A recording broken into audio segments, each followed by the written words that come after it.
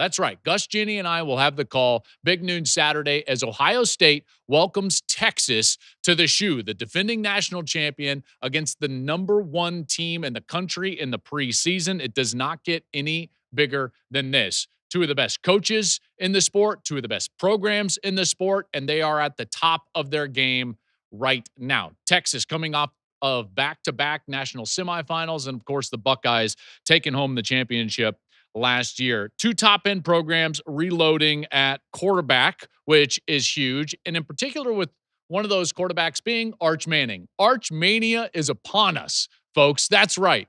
We've been waiting for this ever since the recruitment of Arch Manning. And he finally committed to Texas. I mean, that was a whole circus and just trying to get Arch Manning to commit to his school. And then he commits to Texas and he decides to sit it out. And he sits behind Quinn Ewers. And now it's Arch's time. He is the starting quarterback for the Longhorns.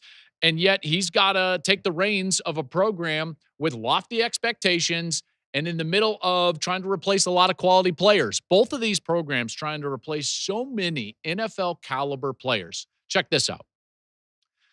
Of the two teams, they're replacing 26 draft picks from last year. 26. So there's going to be all sorts of new faces and new names on the field in Columbus, and I cannot wait for that. A lot of questions around the defensive line for both programs, and then there's a lot of star power back for both programs. And obviously, Arch is the headliner in terms of that. I can't wait to see him play. I know that we got to see him start a couple of games last year, but let's face it, this is different. This is different. He's on the road. He's against the top 5 team, the defending national champion, who is going to have the best defender in the country staring right at him. And that defender is Caleb Downs. We talked about it last year, how he roams around. I'm certain he's going to be roaming around here again this year. And now he's going to have Arch Manning right in the crosshairs. For Manning, I don't think he's got to be sensational. There's a good chance there's some sloppiness to this game. There always is in the openers in college football. They don't have preseason. So we're going to see some sloppiness, and Arch probably won't be perfect, but I'm certain we're going to see some flashes. I've always said, and I think everyone kind of knows this that saw him play a year ago, he's not like his uncles. Now, his uncles were great, and both of them were the SEC Player of the Year, and Arch might be that this year. But he plays a lot more like Archie, his granddad, than he does his uncles. See, those guys were statues in the pocket, and they controlled the game from the pocket, and obviously they were tremendous, a couple of the best quarterbacks ever. And it's the reason why this is really the first family of American football is the Mannings. But Arch is different, and he's more mobile. In fact, if you didn't get to watch Archie in his heyday back in the day for Ole Miss and then New Orleans, he reminds me a lot of Trevor Lawrence when Lawrence was at Clemson. Remember Trevor Lawrence, big, tall, could control the game from the pocket, certainly, threatened every blade of grass on the field with his arm strength, and yet, when he needed to, the athleticism was there. And he could take it the distance. We saw glimpses of that last year with Arch, and I think that we're going to see more of that this year. I can't wait to watch him play.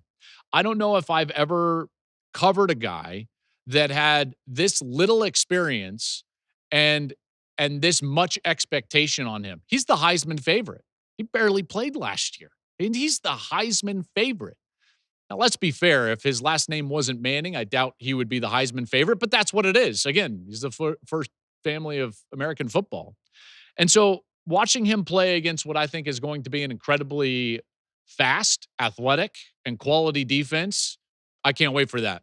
That's the biggest storyline of the game. That's why I wanted to start out with that. Now, he's got talent around him on that Texas team. There's a reason they're number one, and it's not just because of the last name of their quarterback. Arch Manning has got talent around him, and namely what I think is a really underrated stable of backs. Trey Wisner, he's back. He was the SEC's leading returning rusher. C.J. Baxter, who might even be better than Wisner, was hurt last year, did not get to play. He's back. He's healthy. There is some quiet optimism surrounding that program that C.J. Baxter is back 100%, and he could really pop this year. I know they're rebuilding up front on their offensive line, but watch out for their running backs because those running backs, I think, could be a real key in this game. Their quality on the outside, very deep at wide receiver and very fast at wide receiver. Ryan Wingo probably leads the pack out there, and that's certainly someone that you're going to be hearing Gus and I call a lot of on Saturday.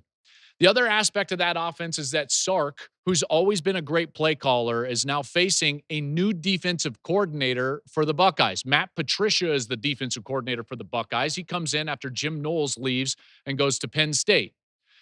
Matt Patricia is an NFL coordinator, but guess what? Sark has history of doing this, and it happened just last year. Now, of course, Sark was an offensive coordinator in the NFL, so he understands that game. But last year, when Texas went up to face the defending national champion Michigan Wolverines, what did he have to face? A brand new defensive coordinator in Wink Martindale, who also came from the NFL. Now, in that game, he largely stayed away from what would end up being like a heavy blitz game from Michigan by just max protecting. So he kept everybody in to protect Quinn Ewers, and he just allowed 3 guys to go out. I'm expecting similar from Sark. I don't think he's going to want to deal with Matt Patricia and any creativity that Patricia could bring. So that's a little bit of a nugget you're going to want to pay attention to on that front. Now let's flip the sides over, because the other big story, and it's only trumped by the fact that there's a Manning in this game, is that the defending national champion Ohio State Buckeyes, they also have a brand new quarterback, and he also was the #1 quarterback in his class, in Julian Sayin. So he wins the job over Lincoln Kienholz, and now he's got the keys to Ryan Day's offense. And folks, it's a really good offense. He's got the best player in college football at his disposal in Jeremiah Smith. That's a guy that has to touch the football early and often. It might be difficult because last year in the national semifinal, Texas largely took Jeremiah Smith away. He only had 1 catch for 3 yards. Now, the other players for Ohio State were able to step up, namely their running backs, Travion Henderson and Quinshon Judkins, in that game in a win over Texas. Those guys gone. New backfield for Ohio State. So not only a new quarterback, but a new backfield. They're also breaking in some new players up front on the offensive line.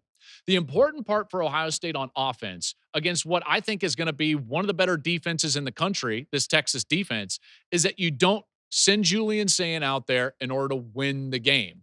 He can't be the reason that you win. He's got to be playing in what I would consider to be a safe mode.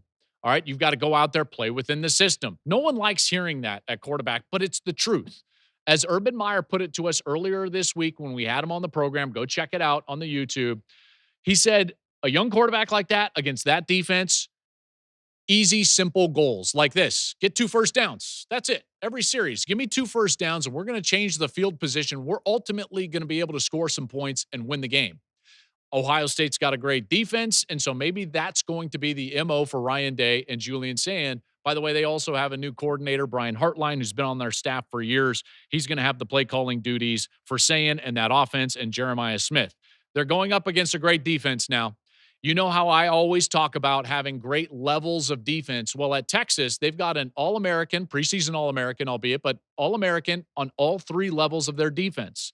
You've got Colin Simmons up front, incredible player. Anthony Hill, maybe the best linebacker in college football at the 2nd level, and Michael Taft, the former walk-on turned All-American, as safety. So all the levels of defense are there for Texas. It could be a very, very low-scoring game. In fact, I'm actually expecting a low-scoring game, and it might be a mistake from one of these young quarterbacks that end up costing their team and will determine the outcome of this game. One little side note for Julian Sayin. He's looking to make history on Saturday.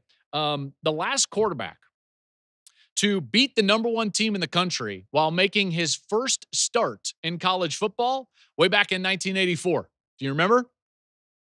One Mr. Jim Harbaugh did it for Michigan. I'm not sure if Ohio State fans or Julian Sayin will want to be in the same sentence with Jim Harbaugh, but I'm sure he's going to want to win on Saturday against this Texas program.